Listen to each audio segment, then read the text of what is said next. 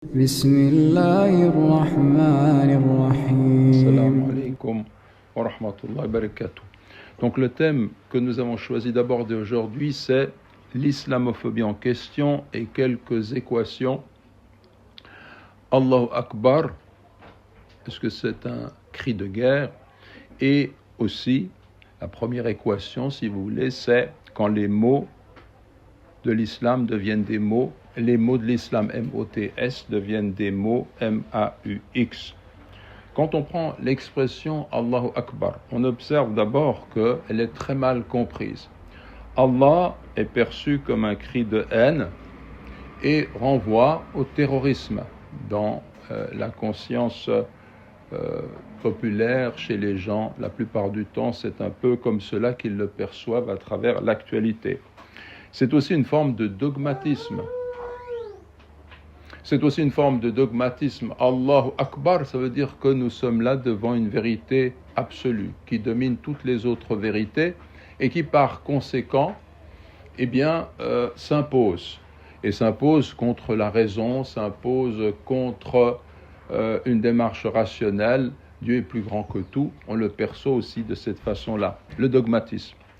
C'est aussi une forme de fanatisme tribal. Pourquoi fanatisme tribal? Parce que Allah est perçu comme étant le Dieu des Arabes. Et ceux qui sont derrière ce vocatif, ce sont des fanatiques, des fous de Dieu, des fous d'Allah. Akbar, cela signifie aussi, Allahu Akbar, que nous sommes là devant une foi qui est aveugle, une foi qui s'impose, encore une fois, et qui va contre nos libertés fondamentales, les libertés acquises de haute lutte dans le monde occidental par rapport à la progression des Lumières, de la civilisation qui est la nôtre aujourd'hui. Eh bien, on a cette impression que c'est vraiment revenir en arrière. C'est un vocable qui nous ramène en arrière, loin de ces libertés. Je vous donne ce tableau simplement pour que nous puissions nous rendre compte que pour ceux qui perçoivent Allahu Akbar à travers l'actualité, c'est très souvent tout cela qui entre en ligne de compte. La preuve en est que dans le journal TF1 Info, le 1er septembre 2025, dans la cité phocéenne, donc Marseille, il y a eu un individu qui a attaqué, agressé au couteau 5 personnes, dont une grièvement, et le ministre de l'Intérieur, Bruno Retailleau, c'était le 1er septembre 2025, le ministre de l'Intérieur, Bruno Retailleau, a déclaré depuis Marseille que le motif, je cite, de la radicalisation islamiste semblait écarté. C'est intéressant comme expression parce qu'il dit semblait écarté. Pas qu'il est écarté, il semblait écarté. Le procureur de la République de Marseille, lui, lorsqu'il est interrogé sur le Allah Akbar qu'aurait prononcé l'assaillant, selon des témoins, le magistrat n'a ni infirmé ni confirmé. Il a effectivement proféré un certain nombre de paroles et nous sommes en cours de vérification. Il continue. Plusieurs témoins sont entendus depuis la neutralisation de l'individu pour, je cite, apprécier s'il a effectivement prononcé Allahu Akbar. Je me souviens que ce jour-là, j'étais en voiture, il y avait cette information qui est passée sur France Info, et puis on a tout de suite dit, oui, il est probable, il est possible qu'il ait dit Allahu Akbar. La première chose qu'on a jetée à une heure de grande écoute, c'était cela. Or, il s'avère qu'en réalité, cet homme, c'était un détraqué, quelqu'un qui n'a rien à voir avec la mouvance dite islamiste. Donc ça, c'est un élément qui est important. Ça, c'était TF1 Info, un article d'Aurélie Sarraut, et puis je vous parle de France Info, qui est la radio que vous connaissez, de grande diffusion. Donc, si vous voulez détruire une civilisation, alors on peut lui voler ses mots afin qu'elle devienne inaudible, sinon par le truchement d'une diabolisation outrancière. Faites en sorte que ces vocables n'aient plus qu'une résonance guerrière. Donc Allah va être perçu comme un cri de guerre, un cri de haine. Or, ces mots de l'islam, nous, musulmans, nous les aimons, nous les considérons, ils représentent beaucoup, et ils sont détournés ainsi de leur sens, si bien qu'un fossé se creuse entre nous et les gens autour de nous qui ne comprennent pas ce qu'ils signifient. Donc, c'est ainsi que les mots de l'islam, M-O-T-S, deviennent des mots M-A-U-X. Or, si l'on regarde par rapport à cette expression Allahu Akbar, eh bien, on voit d'abord que quand on parle de dialogue et quand on est dans la civilisation des Lumières, on a tendance à avoir affaire à des gens qui pensent être en avance sur tous les autres, qui ont fait des progrès considérables sur le plan de la rationalité, sur le plan des progrès, sur le plan des techniques, et donc qui ont une civilisation qui s'impose nécessairement aux autres. Et puis, ils partent du principe que nous sommes en arrière. Et ils imposent de cette façon-là une façon de voir. Ils sont convaincus du fait qu'ils sont en avance et qu'ils ont vraiment une perspective, un point de vue qui est beaucoup plus objectif que le nôtre par rapport à une civilisation, l'islam, qui repose fondamentalement sur une foi et sur une croyance. Donc, quand on pense le dogmatisme, n'est-ce pas, eh bien, il faut peut-être s'interroger pour savoir si nous-mêmes nous ne le sommes pas, au lieu d'entrer dans un dialogue où on cherche à comprendre l'autre. L'autre, on ne peut pas le comprendre à travers des concepts réducteurs. Or, une civilisation développe des concepts, comme par exemple la démocratie, puis on comprend ce que cela signifie dans cette civilisation, puis ensuite on va juger d'une autre culture en disant « est-ce que cette culture entre dans ce concept ?» Si elle entre, ça va bien, sinon, eh bien ça ne va pas du tout. Et ça, ce n'est pas un dialogue de civilisation, ça c'est une confrontation qui repose sur une forme d'ethnocentrisme de certains qui veulent absolument faire entrer l'islam dans le moule de leur culture, de leur histoire, de leur concept. Et c'est là où il y a un problème, il n'y a plus de dialogue dans ce cas-là. Donc ça, c'est un premier point. Ensuite, quand on nous dit Allah, c'est le Dieu des Arabes. Alors réfléchissons. Le Dieu des Arabes, d'abord, ce mot Allah, Elohim, Allah, Eli, on le retrouve dans la culture ou dans la religion juive, Elohim, Allahum, et on le retrouve avec Jésus, Eli, Eli, mon Dieu, dans l'évangile de Matthieu. C'est comme ça qu'il s'exprimait en araméen. Moïse parlait l'hébreu, Elohim, Allahum, et Jésus, quand il dit Eli, Eli, eh bien c'est ce que nous disons, nous, musulmans, quand nous disons Ilahi, Ilahi, mon Dieu, mon Dieu. On s'adresse ainsi à Allah. Donc ça veut dire que ce terme Allah, il est universel dans toute la tradition abrahamique. Et vous le voyez à travers l'histoire des Arabes, l'histoire de l'islam, mais en réalité, c'est vraiment un terme qui est universel. Et il est bon de le comprendre. Par ailleurs, ce mot Allah, Allahu Akbar, cette expression, on nous dit qu'elle traduit une foi qui est aveugle. Allah Akbar, donc il est plus grand, ces gens-là sont prêts au nom d'Allah de tuer, de massacrer, de faire des atrocités. Mais en réalité, ce terme, il recouvre beaucoup de sagesse. C'est un terme qui est prodigieux, Allahu Akbar, quand on se penche sur cette expression. D'abord, il faut dire que Allahu Akbar, ça veut dire Dieu est plus grand, pas Dieu est le plus grand, Allahu Akbar. Donc cela signifie que quel que soit l'être que je me représente, la chose que je peux imaginer, sa grandeur, sa majesté, sa beauté, eh bien ce n'est pas Allah, il est plus grand que tout cela. Par ailleurs, ce terme, il revient à refuser de se soumettre à toutes les formes d'idolâtrie. Parce que l'idole est une imposture qui vient se substituer à Dieu. Et ça, on peut le remarquer notamment lorsque l'homme s'attache à une autre réalité. L'or, le sexe, le pouvoir, la notoriété, qui vont devenir pour lui le sens ultime de sa vie, des biens matériels, la vie matérielle, l'engagement terrestre. Et c'est cela qui est le plus important pour lui. Quand je dis Allahu Akbar, je dis que Dieu est plus grand que tout cela. Donc je débarrasse l'être humain des chaînes de l'idolâtrie. Les idoles ont tout en commun d'être éphémères, d'être une imposture si je leur prête un caractère divin. Par contre, Dieu, lui, il est le plus grand, il est éternel. Allahu Akbar. Donc ça, c'est un point qui est important, parce que les idoles sont destinées à disparaître, mais Allah, qui est plus grand que toute chose, eh bien, notre Créateur, subhanahu wa ta'ala, nous conduit à reconnaître cette toute-puissance et à trouver là notre bonheur, notre entière réalisation sur le plan de la spiritualité. Allahu Akbar. Je sais que Dieu sait tout, et moi je ne sais que très peu de choses. Je sais que Dieu peut tout, je ne peux que très peu de choses. Je sais que Dieu est riche et possède toutes choses, et moi je ne possède rien en réalité, que très peu de choses. L'être humain est peu de choses, et quand il reconnaît la chose, eh bien, Allah le couvre de son savoir, de sa puissance, de ses bontés, de ses bénédictions, et dans ce statut de serviteur, il rencontre son Seigneur, qui est le seul être digne d'être adoré. Autrement, je suis dans l'erreur. Allahu Akbar.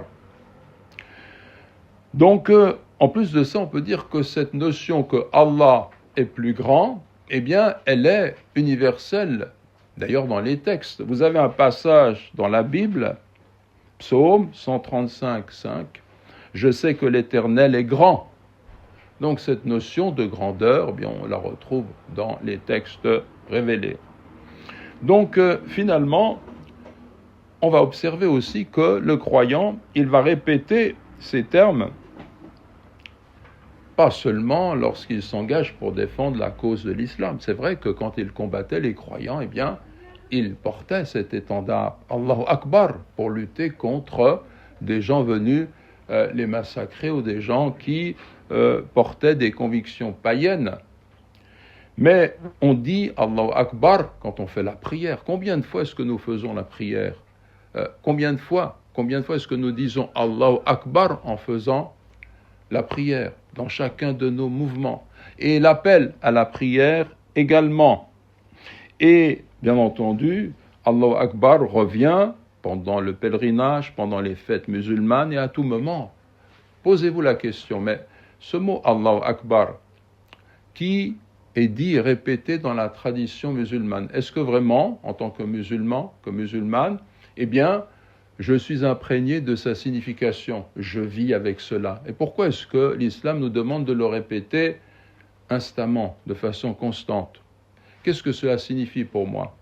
Ça signifie que nous sommes une communauté qui se rappelle constamment cette transcendance, cet absolu qui se réfère à lui, et tout cela donne sens à notre vie. Et tout cela nous apporte ce bonheur que tous les êtres humains recherchent, qu'ils ne trouveront dans rien d'autre. Rien ne peut se substituer à cela, parce que Dieu est un Dieu unique. Et donc, Allahu Akbar, je vais m'attacher à lui, je vais l'adorer, je suis son serviteur, son adorateur, et en retour, j'ai justement cette lumière qui habite mon cœur et qui fait que je suis comblé au niveau de la spiritualité. Ce bonheur que tout le monde recherche, il est là. Allahu Akbar. Et alors, la perception que les foules ont aujourd'hui de cette expression à travers le travail des médias révèle finalement un degré d'analphabétisme religieux qui gangrène une opinion publique qui a bien du mal à trouver du sens dans un monde qui est sécularisé à outrance. Quel est le sens de la vie ? Il y a une sagesse dans les mots de l'islam, M-O-T-S, qui ne seront jamais des mots M-A-U-X si vraiment on comprend le sens profond du message de l'islam. Et nous, musulmans, notre rôle, c'est de transmettre cette réalité-là, c'est de faire en sorte qu'elle soit comprise. Et ce n'est pas du tout le cas. Regardez le fossé qu'il y a aujourd'hui entre la perception complètement naïve, absurde, ignorante que les gens ont de Allahu Akbar. Il suffit à un journaliste de dire il a dit Allahu Akbar, c'est du terrorisme. C'est une conception complètement aberrante. On est là dans l'ignorance la plus claire. La différence, le fossé qu'il y a entre cela et la richesse de la spiritualité musulmane quand on réfléchit sur ces termes. Il est là le fossé. Comment est-ce qu'on peut le combler ? comment est-ce qu'on peut transmettre ces vérités? On a entre nous et les gens, les médias, qui de façon constante s'en prennent aux notions de l'islam. Et nous n'avons pas toujours la capacité de transmettre la réalité de ce qu'est l'islam. Je vais vous lire, en guise de conclusion de ce bref exposé, je vais poursuivre peut-être avec d'autres éléments, mais sur cette thématique-là, j'ai un texte ici de l'imam Hassan al-Banna, rahimahullah, et qui concerne cette expression. Et je vais vous donner en substance ce qu'il a dit. Je cite simplement. Lorsque Dieu a prescrit à ses serviteurs d'exprimer ainsi sa grandeur pendant l'appel à la prière et pendant les fêtes, et lorsqu'il a appelé le musulman à proclamer de tout son cœur cette douce et belle proclamation, qui est légère à formuler avec la langue, mais qui pèse lourdement dans la balance. Allahu Akbar, Allahu Akbar. Cela n'a pas été fait sans but, et Dieu n'a pas prescrit la chose en vain. Mais il a voulu affermir dans l'âme des croyants la part essentielle des principes de la foi. Ainsi, ils sont amenés à croire avec la conviction la plus profonde que Dieu est plus grand. Il poursuit. Dieu est plus grand que les crises psychologiques qui subissent. Dieu est plus grand que les crises psychologiques que subissent les individus qui en viennent à ne plus supporter la terre où ils vivent, qui malgré son étendue devient pour eux bien étroite, qui ne se supportent plus eux-mêmes. La vie semble à ceux-là comme l'anneau d'une bague que l'on ne peut ni desserrer ni élargir. Rien ne peut mettre fin à de telles crises, sinon la conviction de foi que Dieu est plus grand. Dieu est plus grand que les désirs qui surviennent et par lesquels la corruption se répand sur terre, par lesquels est perturbé l'ordre social et sont rompus les liens de parenté, d'entraide et d'amour qui devraient régner entre les hommes. Dieu est plus grand que la tyrannie des forts lorsqu'ils asservissent les faibles, se moquent et se raillent d'eux, les considèrent comme peu de choses du fait de leur faiblesse, les privent de leurs droits parce qu'ils sont convaincus qu'ils sont dans l'incapacité de se défendre, qui les agressent parce qu'ils pensent être à l'abri de leur vengeance. Or, rien ne permet de retrouver la juste mesure des choses, sinon la conviction que Dieu est plus grand. Dieu, exalté soit-il, dit dans le Coran « Inna fir'auna ala fil ard wa ja'ala ahlaha shi'a yastad'ifu ta'ifatan minhum yudhabbihu abna'ahum wa yastahyi nisa'ahum innahu kana minal mufsidin wa nuridu an namunna ala alladhina istud'ifu fil ard wa naj'alahum a'immatan wa naj'alahumul warithin wa numakkina lahum fil ard ونري فرعون وهامان وجنودهما منهم ما كانوا يحذرون. Verset coranique qui signifie Pharaon était hautain sur terre. Il répartit en clans ses habitants. Il cherchait à affaiblir un groupe d'entre eux. Il égorgeait leurs fils et laissait vivantes leurs femmes. Il était vraiment du nombre des corrupteurs. Mais nous voulions favoriser ceux qui avaient été opprimés sur terre et en faire des dirigeants et en faire les héritiers, et les établir puissamment sur terre et faire voir à Pharaon, à Haman et à leurs soldats ce qu'ils redoutaient. Passage qui est éloquent. Il est question des fils d'Israël à qui Dieu apporte son secours contre Pharaon. Et donc, l'exemple qu'il nous donne ici, c'est pour nous montrer que Pharaon, quelle que soit la grandeur qu'il s'attribuait, eh bien, devant Allah Akbar, est perdu, est un égaré, est un malheureux. Et il ajoute, l'imam Hassan al-Banna, rahimahullah, ô musulmans, vous qui répétez dans vos appels à la prière, dans vos prières et durant vos fêtes, Allahu Akbar, ne soyez pas abattus, et ne vous attristez pas, ne désespérez pas, et ne vous laissez pas dominer par la désolation. Ne faiblissez pas et ne vous rabaissez pas. La terre appartient à Dieu. Elle n'appartient ni aux États-Unis, ni aux sionistes et à ceux que l'on dit grands. Dieu la donne en héritage à qui il veut parmi ses serviteurs.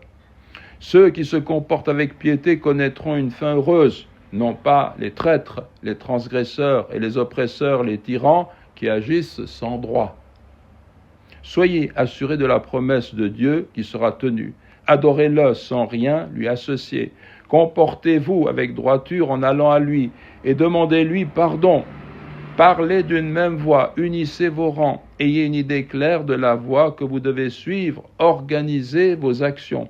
Puis ne soyez pas effrayés de voir les États tyranniques s'unir contre vous ou assembler leurs forces contre vous. Dieu est certes souverain dans son commandement et son dessein finit toujours par se réaliser, mais la plupart des gens ne savent pas. Fin de citation. Donc vous voyez que c'est intéressant parce que aussi, dans cette dimension qui relève de l'expression Allahu Akbar, il y a justement un engagement qui nous permet de résister à l'injustice et d'engager justement un combat, une lutte légitime contre ceux qui prétendent dominer les autres, mais au nom d'impératifs qui ne sont pas dignes de l'humanité, comme on le voit aujourd'hui. Aujourd'hui, qu'est-ce qu'on voit? On voit un peuple à Gaza se faire massacrer depuis bientôt 2 ans. On voit les atrocités qui défilent. Et puis, personne ne bouge, personne n'est capable de résister parce que justement, l'alliance entre les États-Unis et les sionistes, je vous rappelle que Hassan el-Banna est mort en 1949, 12 février, assassiné. Donc ça date de longtemps ce qu'il nous dit là. Il avait déjà compris les choses, il nous montre déjà la voie. Et donc ce qui est intéressant là, c'est de voir que, eh bien, vous avez ces alliances, vous avez les États-Unis, les gouvernements, et puis les sionistes qui agissent. Et en fait, ce qui domine aujourd'hui, c'est l'État profond, c'est la finance virtuelle. Les États-Unis, face à ces lobbies, sont complètement dirigés, orientés, comme vous le savez.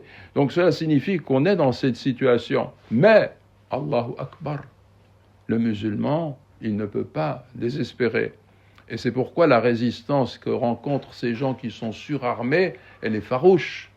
Ces gens qui sont là, eh bien, ils disent Allahu Akbar et ils défendent l'orphelin, ils défendent leur famille, ils défendent leur maison, ils défendent leur personne, ils défendent leurs droits, ils défendent Al-Masjid al-Aqsa, cette mosquée, et donc ils sont dans leur plein droit, et ils disent Allahu Akbar.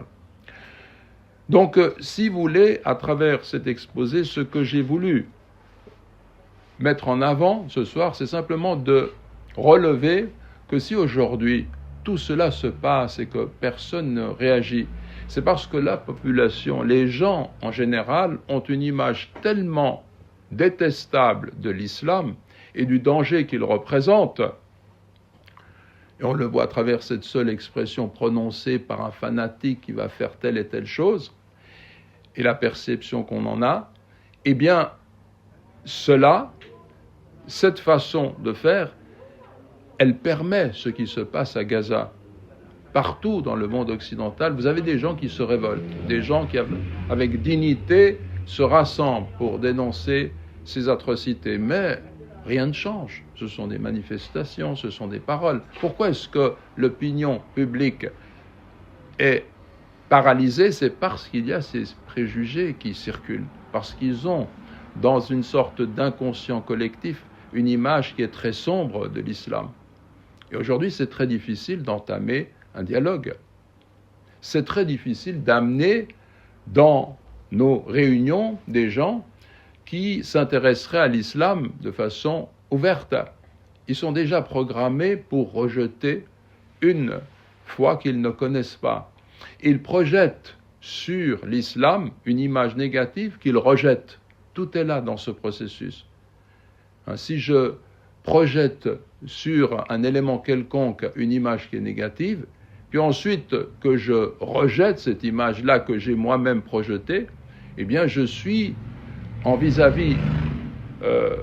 je suis face à moi-même, et dans ce cas-là, je me trompe complètement. L'islam n'est pas là. L'islam n'est pas dans cette perspective-là. Donc on n'est pas dans un dialogue de civilisation, un dialogue de culture.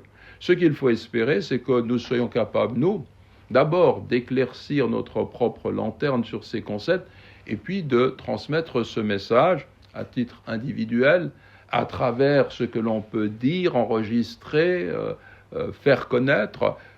Toutes les voies doivent être empruntées, mais il faut savoir que c'est vraiment une lutte qui est difficile. Et même, je pense, objectivement, on en viendra à dire que c'est pratiquement impossible à l'heure actuelle de lutter contre cette vague d'islamophobie. Mais, Allahu Akbar, Allahu Akbar, on doit être imprégné de ça. Une fois que j'ai cela, je vis avec ça, khalas.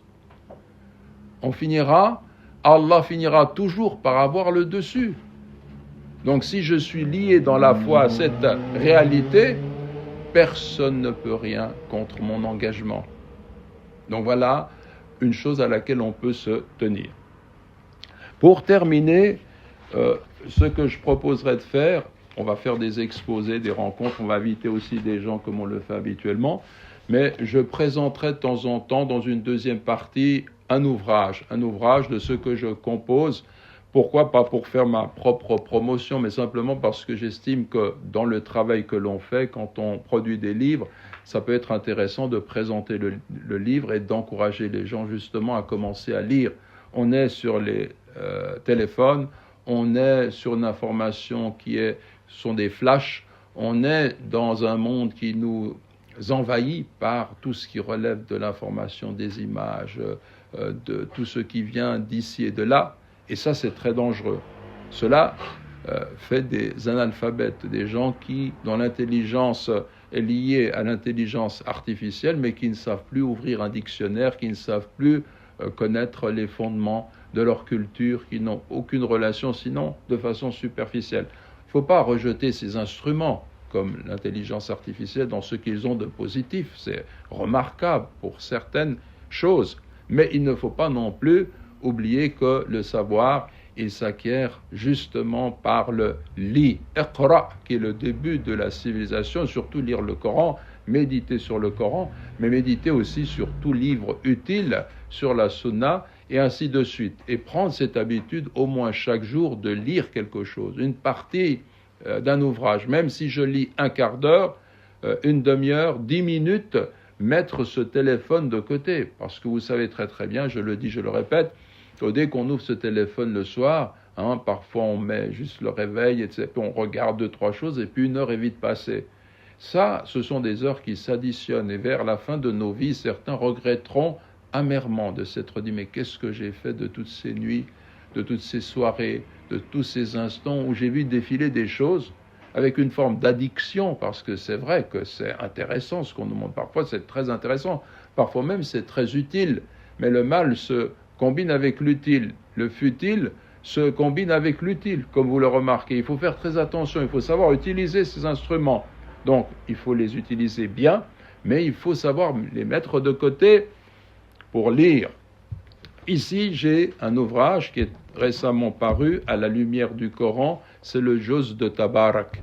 Ceux qui suivent la rencontre du mardi savent comme je procède pour présenter le Coran.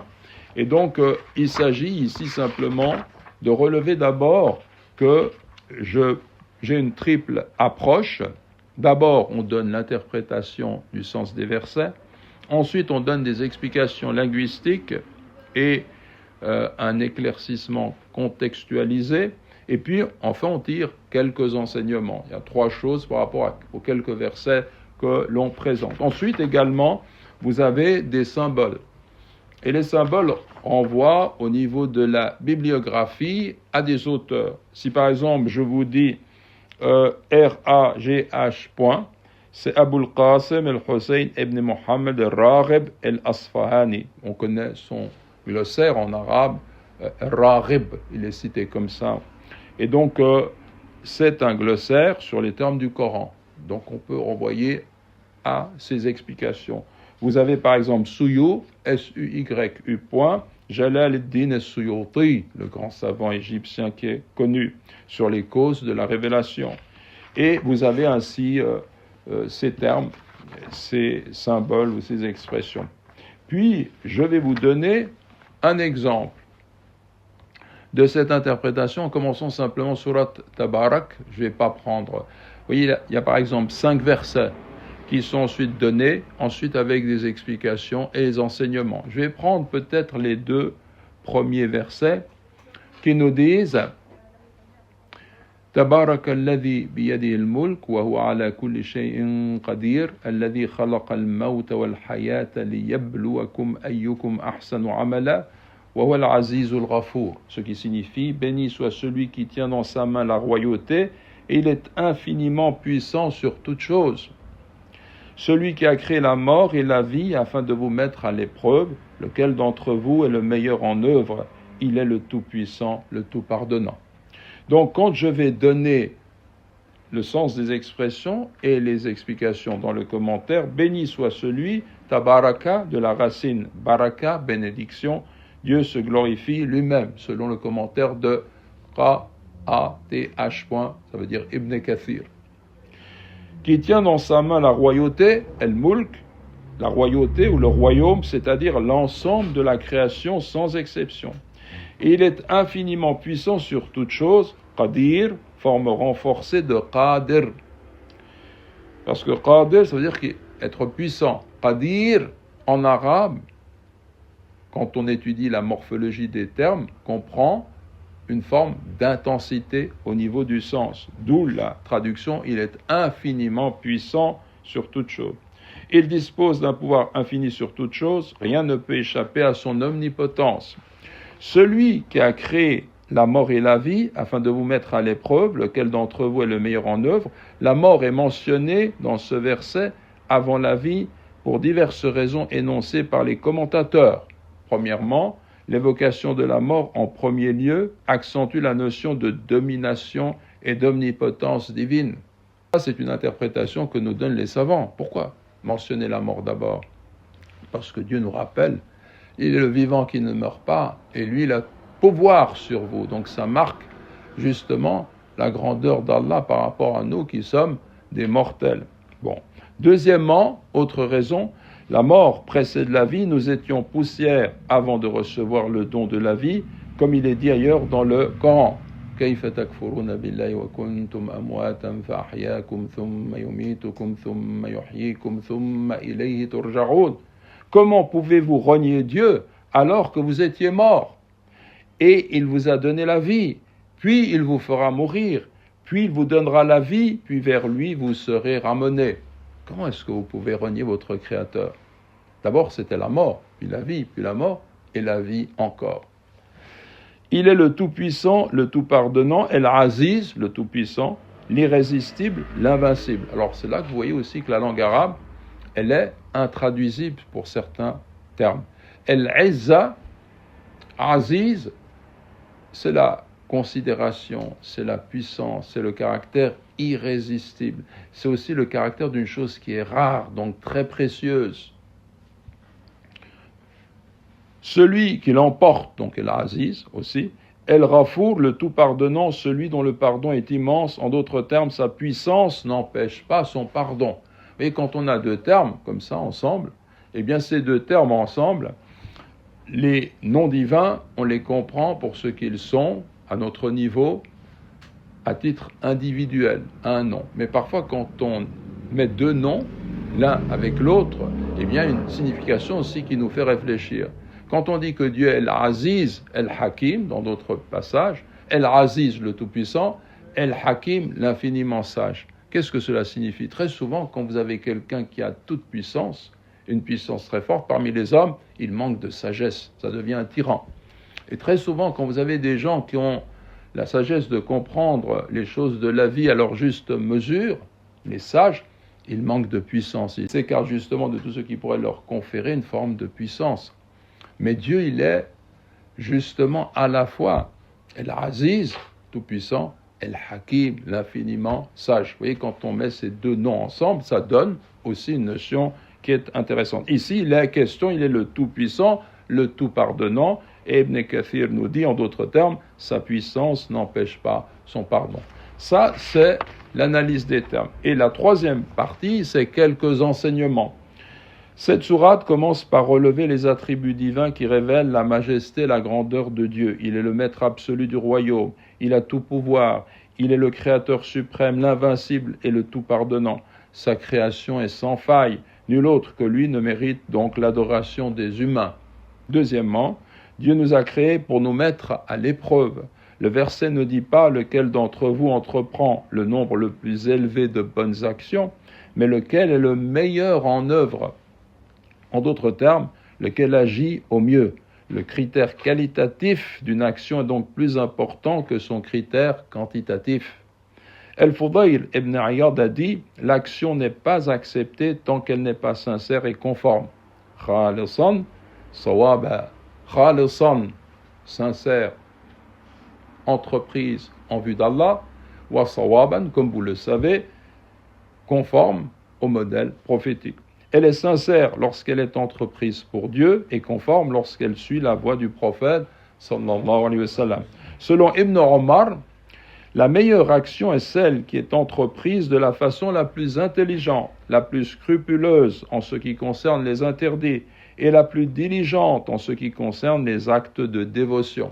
Ça, c'est tiré du commentaire de El-Khazin, un commentaire qui est extrêmement riche, moins connu que Ibn Kathir ou bien avant lui Tabari, mais El-Khazin, c'est un très beau commentaire, des choses qui sont très intéressantes. Et quand on nous donne ici, selon Ibn Omar, la meilleure action est celle qui est entreprise de la façon la plus intelligente, la plus scrupuleuse en ce qui concerne les interdits, et la plus diligente en ce qui concerne les actes de dévotion. Donc c'est très intéressant cette parole. Vous voyez, c'est une parole qui est simple, mais qui peut appeler une forme de méditation profonde sur son sens. Il faut que mon action soit intelligente. Il faut également que j'ai des scrupules qui m'écartent complètement des interdits. Et puis, par rapport aux actes de dévotion, il faut que je m'y engage avec résolution et sans attendre. Alors, relisons, la meilleure action est celle qui est entreprise de la façon la plus intelligente, la plus scrupuleuse en ce qui concerne les interdits et la plus diligente en ce qui concerne les actes de dévotion. Et ça nous interpelle, nous, parce que si on reçoit cette parole coranique, ce n'est pas simplement pour enregistrer des données au niveau intellectuel, c'est pour vivre avec le Coran, c'est pour mettre en pratique ces éléments du Coran. La meilleure des actions, donc, mon Dieu m'appelle pour me dire « va dans ce sens ». Et là, j'ai des pistes qui me sont données. La sincérité, la conformité au modèle prophétique, et puis le fait d'agir avec intelligence, avec scrupule, m'écarter des interdits et m'engager résolument dans tout ce qui est œuvre de bien, ou bien dévotion, et ainsi de suite. Donc voilà la présentation que je voulais vous faire de cet ouvrage, et je vais m'arrêter là. Donc s'il y a maintenant des remarques, des questions, elles sont les bienvenues. Oui. Oui. Écoutez, je suis un peu moins pessimiste que vous concernant la possibilité de lutter contre l'islamophobie, en tout cas en France. Parce qu'on est arrivé à un tel stade d'islamophobie d'État qui ne respecte même plus les formes, qui ne cache même plus ses intentions, qu'il y a des religieux juifs et des religieux chrétiens qui se rapprochent maintenant des musulmans. Les hasards du calendrier ont voulu que je sois à l'Institut européen des sciences humaines 3 jours avant sa dissolution. Et dans ce cadre-là, j'ai pu rencontrer une douzaine de personnes, dont des religieux, qui ont vraiment envie de se mobiliser. Et alors, bien sûr, ils sont faibles par rapport à la machine étatique et tout, on est d'accord, mais je crois que les outrances de l'État français, en tout cas, on a une situation qui est un peu différente ici, parce que les islamophobes, me semble-t-il, ne sont pas des organes d'État, au moins, en tout cas qu'en France. Mais en France, cette islamophobie d'État est en train de créer quelque chose et de faire réagir des gens qui, peut-être sans ça, ne seraient pas sortis du bois. Je ne sais pas ce que vous en pensez. Non, je pense que votre observation est tout à fait justifiée. Il ne faut pas voir le mauvais côté des choses. Moi, je ne suis pas pessimiste. Je dis Allahu Akbar, donc il n'y a pas de raison d'être pessimiste. Au contraire, moi, je pense comme vous qu'il y a une dialectique dans tout cela. Si des gens agressent l'islam, eh bien, c'est un des moteurs, justement, de la réforme qui permet à d'autres de découvrir l'islam. Donc ça fait partie de la réalité des choses. Et cette hostilité à l'islam, eh bien, jette une lumière sur l'islam et fait en sorte que certains auront la capacité d'aller au-delà des préjugés. Mais là où on voit venir les lobbies sionistes qui sont à l'œuvre en Occident et qui agitent les extrêmes droites pour que bientôt, dans toute l'Europe, on prenne le pouvoir, ces extrêmes droites qui sont orientées contre les musulmans. Et quand on sait ce qui a été fait en Occident contre les Juifs dans les années 30-40, avec le nazisme, ce qu'on a été capable de faire contre le Juif parce qu'il est Juif, les atrocités avec une volonté d'extermination, eh bien on se dit qu'il suffit simplement de changer de cible, de bouc émissaire. C'est ce qui se produit aujourd'hui. Malheureusement, ceux qui sont derrière tout ça, ce sont des lobbies argentés qui tiennent les médias, qui invitent des gens comme Zemmour, qui lui, quand il prend la parole, eh bien, encore maintenant, malgré les échecs, malgré l'absurdité de son discours, cet homme, il est invité. Et d'autres, regardez CNews et d'autres chaînes, mais c'est en continu, un débat, une discussion qui explique que le danger, ce n'est pas seulement l'islamisme, ce n'est pas seulement ceux qui sont dits radicalisés, c'est l'islam en lui-même, a glissé maintenant, on a glissé dans cela. Il y a beaucoup de gens qui entendent cela. L'ignorance, elle est quand même assez répandue. Donc ça veut dire que nous devons être optimistes du point de vue de notre foi. Nous savons que bien, cela rentre dans l'ordre des choses. L'islam, il a grandi aussi parce que à la Mecque, il y avait des polythéistes qui se sont opposés au messager de Dieu et sallallahu alayhi wa sallam, et que dans cette tension, eh bien, il y a une énergie qui en est ressortie et puis qui a permis de surmonter justement cette adversité pour aller vers le sens de reconnaître le message de l'islam plus largement. Et ça a toujours été ainsi. Donc voilà la réponse que je peux donner à vos observations. Donc soyons optimistes.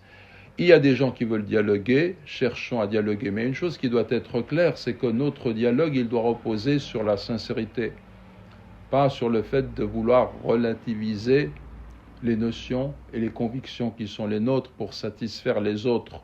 Si on a une conviction, on doit pouvoir la dire.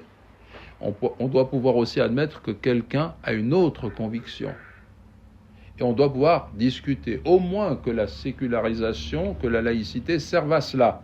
Au moins à cela. Mais elle ne sert pas à ça aujourd'hui, elle sert à aller contre les musulmans. Mais normalement, si c'est une structure creuse, qui admet en son sein les tenants de diverses convictions, quelles qu'elles soient, eh bien, dans ce cadre-là, donnons aux hommes la possibilité de dialoguer de façon intelligente. Et là, on ne veut pas, justement, dialoguer. On veut imposer une façon de voir. C'est un dialogue à sens unique, un monologue qui se présente comme un dialogue, mais qui ne l'est pas. Et ça, c'est un grand problème. Donc moi, je pense que les gens qui sont les musulmans d'abord, mais aussi les gens qui s'intéressent à la culture islamique, je pense que certains le font et essayent de le faire pour essayer de présenter un autre aspect de l'islam et de montrer que tout ce que l'on conçoit à cet endroit relève de beaucoup de préjugés, qu'il faut surmonter tout cela. Mais combien nous entendent lorsque nous sommes dans ce dialogue-là, dans ce discours-là? Combien sont capables aujourd'hui de l'entendre? Le vrai problème, c'est que vous avez des médias, mais c'est continu. Dans les informations, dans la presse, de façon continue, un matraquage contre l'islam.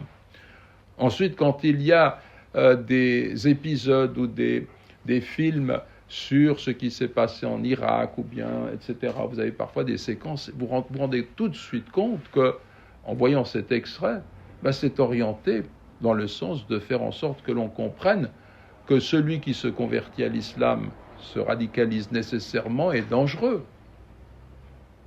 Moi, j'avais donné l'exemple d'un film où, à la fin du film, le père pense avoir sauvé son fils, et puis, tout d'un coup, il se réveille au milieu de la nuit, et il descend, et puis, il ouvre la porte, et alors, la caméra est orientée vers le fils, et le fils est en train de dire « Allahu Akbar », et il se prosterne.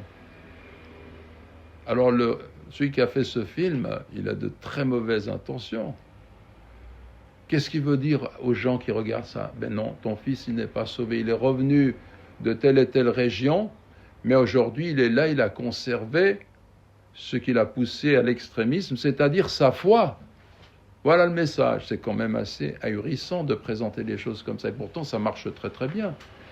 Aujourd'hui, les gens sont conditionnés pour que, lorsqu'ils s'approchent d'une mosquée ou d'un centre islamique, et qu'ils regardent, ce sont les musulmans.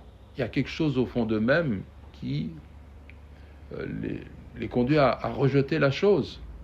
C'est le nid d'une culture qui est fondamentalement hostile aux Lumières, hostile à notre civilisation. Les gens pensent beaucoup de cette façon-là, à mon avis, et donc il y a un immense problème.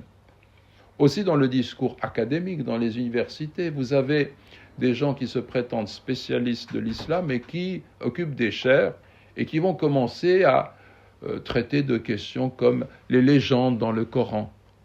Type universitaire, eh bien, il va donner un cours pour montrer qu'il y a dans le Coran des légendes, etc., qu'on peut retrouver ailleurs, et qui ne sait pas ce qu'est le Coran, qui n'a pas appris, qui ne sait pas lire le Coran correctement, qui n'a pas encore cette formation-là. Et pourtant, il occupe une chaire importante. Moi, j'ai vu ça toute ma vie dans les universités occidentales, des gens, mais ils ne sont pas capables de lire correctement un verset. Et ça, quand nous disons lire correctement un verset, ça, c'est le début. C'est pas qu'on est un savant. Nous, on a dans nos pays des jeunes qui ont 12, 13, 14 ans, qui connaissent par cœur le Coran et qui le disent au niveau de la prononciation d'une très belle façon, parce qu'ils ont appris, ils ont assimilé, mieux que autant de personnes qui prétendent connaître et qui... Alors moi, je ne dis pas que tout se limite à cela, ça c'est juste l'introduction des savoirs. Ensuite, après, il y a la grammaire, il y a l'éloquence, il y a le style, il y a tout ce qui relève justement de cette connaissance de cette langue sémitique qu'est l'arabe et qui vous montre que cette parole, elle est absolument prodigieuse. Et quand on parle de l'islam, on aimerait bien que ce soit des spécialistes qui en parlent. Pourtant, il y a aujourd'hui pas mal de gens qui connaissent le français qui pourraient en parler. Mais ça, on les met de côté. Il faut présenter l'islam sous l'éclairage de la critique historique que l'on a fait de la Bible, du christianisme, pour démonter complètement une foi dont les fondements sont effectivement fragiles. La Bible, elle n'est pas authentique. La foi chrétienne, pour nous, par rapport à la représentation d'un Dieu homme, elle est déviante. Et tout cela fait que progressivement, le christianisme s'est opposé à la raison. Mais nous, musulmans, nous ne connaissons pas cela. Nous ne connaissons pas cette opposition. L'islam est un des fondements de l'essor, comme on l'a dit, répété et redit, des sciences. Parce que Dieu nous demande de regarder l'univers qu'il a créé et nous invite à progresser dans ce sens-là. Et les sciences, c'est cela. Toutes les sciences ont connu un essor prodigieux en terre d'islam pour cette raison. Donc, comment se fait-il que des gens viennent et abordent le Coran, l'islam, avec les outils de la critique historique qu'ils appliquent au christianisme? Et ils veulent absolument faire entrer le Coran et les sources islamiques dans ce moule pour dire que tout cela peut être remis en question. Le Coran n'est pas authentique, par exemple. Quand on nous dit que le Coran n'est pas authentique, non seulement il est authentique, mais en plus il n'en existe qu'une seule version. Et vous avez vu ce qui s'est passé à l'université de Birmingham, lorsqu'une chercheuse a trouvé dans un ancien Coran des pages d'un manuscrit. Et les pages de ce manuscrit, c'est extrêmement intéressant. Moi, je les ai vues parce qu'ils ont été exposés. Il y a Surat al-Kahf, une partie, Maryam, Taha. Et puis, l'étudiante a montré cela à ses directeurs de recherche, et puis ils ont réfléchi, est-ce qu'on peut dater ces manuscrits au carbone 14, avec une précision qui est relativement grande. Alors ça coûte. Finalement, ils l'ont fait, et ces manuscrits datent de l'époque du messager de Dieu. Allahu Akbar. Donc c'est l'un de ses secrétaires qui l'a écrit, parce qu'il avait des secrétaires, ils écrivaient déjà sur toutes sortes de supports. Donc cela signifie que quand on regarde, et moi j'ai regardé, c'est vrai que c'est une écriture qui n'est pas vocalisée comme celle que l'on a aujourd'hui, parce que les musulmans, beaucoup sont des ignorants, seraient incapables de lire correctement sans cela. Et même ceux qui ont une bonne connaissance ont besoin, c'est plus facile pour eux de lire de cette façon-là. Mais à l'époque, il n'y avait pas cela. Pourtant, le texte, c'est le même. Tout ce que vous pouvez lire, vous pouvez le lire comme vous le lisez aujourd'hui. Vous voyez que par rapport à tous ces instruments de la critique historique contre des déviances qu'on retrouve dans d'autres tendances, dans d'autres religions par rapport à leurs sources, eh bien, avant d'appliquer cela à l'islam, il faut apprendre à connaître ce qu'il en est historiquement. et concrètement, et réellement, et scientifiquement. Wallahu a'la wa a'lam. Est-ce qu'il y a d'autres remarques? Oui. Moi j'aurais une dernière question pour en revenir à l'islamophobie. En gros, donc on parle beaucoup des médias. Donc le problème, ce serait de dire que quoi? Le problème viendrait des médias ou de la peur de ce qu'on ne connaît pas aujourd'hui peut-être parce qu'on ne connaît pas le Coran ou des gens ne le connaissent pas. Les causes de l'islamophobie, je n'ai pas abordé ce sujet, elles sont multiples. Il y a beaucoup de causes. L'une des causes, elle est d'ordre historique, comme le disait très bien Mohamed Assad Leopold Weiss. Il a une explication qui est très intéressante. Il nous dit, il en va de la psychologie des foules comme de la psychologie des individus. Lorsqu'un individu a des problèmes, parfois, on va analyser son cas et on va trouver qu'il a vécu dans son enfance un traumatisme qui explique des réactions qui sont négatives. Eh bien, il en va de même des peuples, des culture. L'Occident, l'Europe s'est constituée au Moyen-Âge dans le sens où des dignitaires qui défendaient une forme de chrétienté ont entrepris les croisades contre l'islam à plusieurs reprises. Donc l'Europe a été constituée avec cet état d'esprit.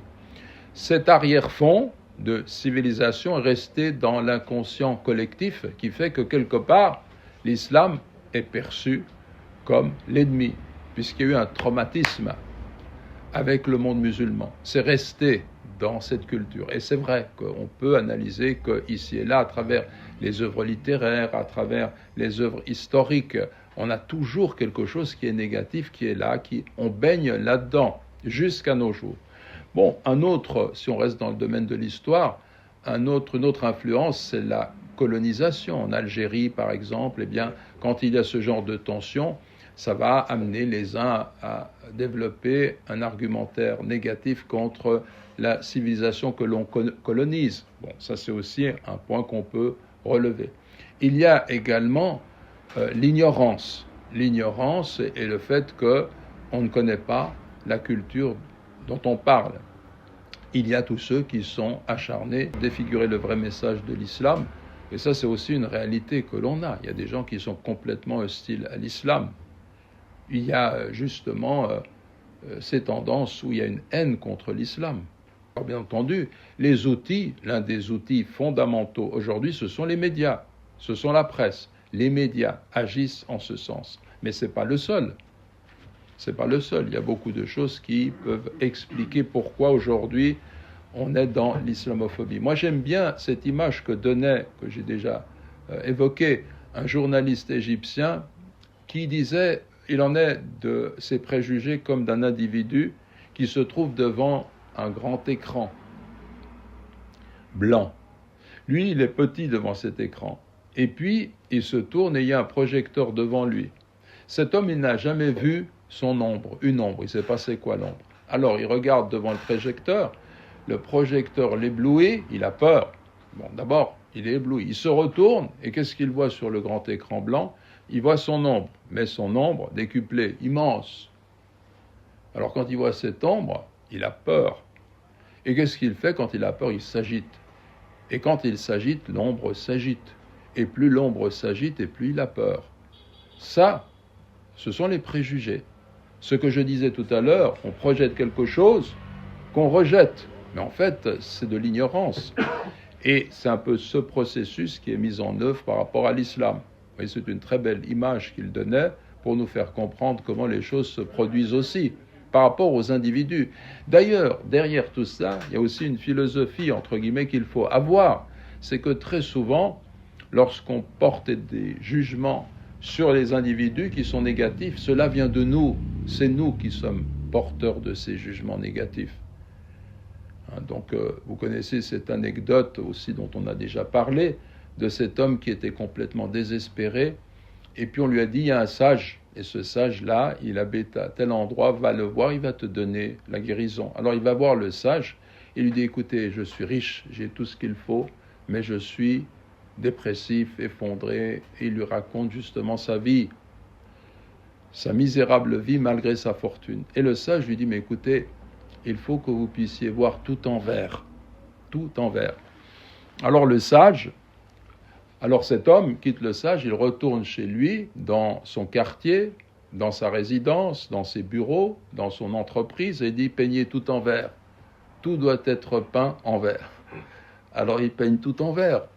Et lui, au bout d'un certain temps, il va rejoindre le sage et lui dit « écoutez, depuis que tout est peint en vert, eh bien, je me sens bien. Vous avez raison, mais votre remède, il est coûteux. » Alors le sage le regarde et lui dit « et il ouvre un tiroir et il sort des lunettes vertes. » Et il lui dit « tenez, il aurait suffi que vous portiez ces lunettes, au lieu de tout peindre en vert. » Donc c'est une anecdote qu'on raconte, mais pour dire qu'en fait, nous devons comprendre que si nous voyons le monde de façon négative, si nous voyons les choses ternies, c'est parce que nos cœurs sont ternis. Justement, quand on parle de Allahu Akbar, l'une des vertus de cette parole, c'est qu'elle purifie le cœur de toutes les idoles, qu'elle illumine le cœur de cette toute-puissance divine qui me dépasse. Moi, je ne suis rien par rapport à cela, mais ça illumine normalement le cœur. Allahu Akbar. Et mon cœur, eh bien, se dilate et s'ouvre à cette grandeur, devant cette grandeur. Et je vais voir le monde autrement. Je vais finir même par voir parfois une agression comme étant relevant de la volonté de celui qui laisse le mauvais commettre son crime parce qu'il est responsable. Allahu Akbar, il n'y a rien qui peut échapper à Dieu, même le mal que les hommes produisent. Donc une fois que je suis lié à cette vérité-là, et qu'au fond de moi-même je sais que tout ira bien, pour autant que précisément j'agisse avec intelligence, diligence et en m'écartant des interdits, eh bien autant je vais aller dans cette voie-là, autant je vais me libérer de ces chaînes qui font que les gens voient les choses avec à travers la lentille du malheur, de la tristesse, d'une tristesse qui est excessive. Bien sûr, nous sommes tristes, nous sommes touchés, mais le croyant, quelle que soit sa tristesse, au fond de lui-même, il y a cette lumière, ce bonheur, que rien ne peut éteindre, à partir du moment où il comprend la sagesse de l'islam. Est-ce qu'il y a une autre remarque que quelqu'un voulait donner ? Si ce n'est pas le cas, Nerté, mais je vous rappelle que le Aïcha est dans 10 minutes, donc on peut prier ensemble tout à l'heure. Bismillah ar-Rahman ar-Rahim. Alhamdulillah Rabbil Alamin, wa salatu wa salam ala ashraf al-mursalin. Rabbana atina fi dunya hasana, wa fi l'akhirati hasana, wa qina adhab an-nar.